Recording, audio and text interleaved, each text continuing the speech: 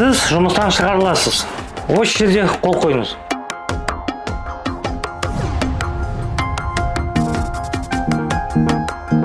Кейде бір қолтаңба адамның тағдырын өзгертуі мүмкін. Егер сізді өз еркіңізбен жұмыстан шығу туралы арыз жазуға мәжбүрлесе, егер ешқандай заңды негізсіз жұмыстан босатса, немесе еңбек шартыңыздың талаптарын сақтамаса, онда біліңіз, сіздің құқықтарыңыз заңмен қорғалады. Егер жұмыстан заңсыз босатылдым деп есептесеңіз, жұмыстан босату туралы бұйрықтың көшірмесін алыңыз. Еңбек шарты мен өзге де дәлелдерді сақтаңыз. Мемлекеттік еңбек инспекциясына немесе сотқа жүгініңіз.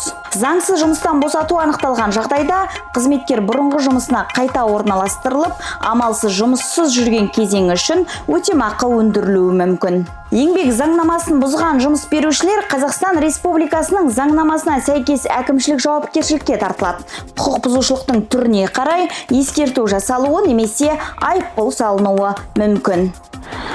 Сондықтан қол қоюға асықпаңыз. Алдымен құқығыңызды біліңіз және жағдайды зерттеп саралаңыз.